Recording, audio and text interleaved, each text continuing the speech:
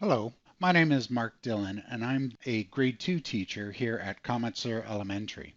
And today I'm going to talk about this area, summary of log time. And I can see on my home screen for my volunteer tracker that I have a 4 here.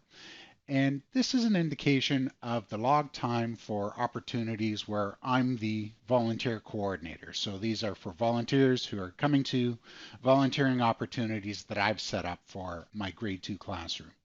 So I can see that 4 is repeated here. So it relates to the total managed hours, volunteer hours that I'm managing for my opportunities for my grade 2 class over the last 365 days. And I can also see ranking here, how I'm doing in comparison to some of the other teachers in our district. And I can see how many hours in this summary area at the top that I've logged over the last 30 days, none, and over the last, well, over all time as well. And if I scroll down a bit here, I can see some of the details there. So over the last 365 days, that's this section here, I show up here as ninth with 4 managed hours over that time frame. Lots of information here related to templates, recurring, one time, ongoing. So how do I use that? Well, first off, I can see here that there are certainly some teachers that are logging a lot of time over those time frames.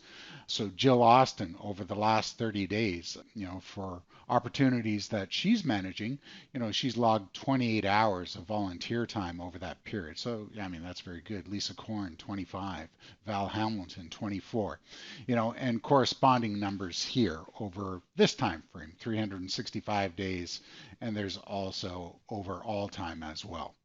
So just to focus on that, if I want to create more effective volunteer programs for my grade 2 classroom, what I might do is reach out to some of these folks and find out what they're doing. But I am getting some feedback right here. So I can see that Val Hamilton, who really leads in volunteer hours, over the last year, it shows here that she has 7 templates and 166 recurring opportunities. So templates are a way of defining a master copy of an opportunity for creating these recurring opportunities. So this number relates directly to this one here. One-time opportunities, these are opportunities that you set up and they run on a single date and they don't necessarily run again. If they did, you'd create a template for those.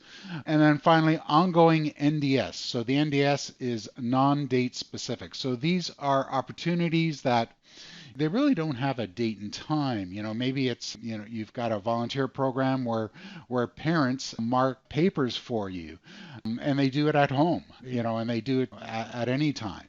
So it's non-date specific, non-time specific, but it's a great way for defining opportunities that kind of fit into that category.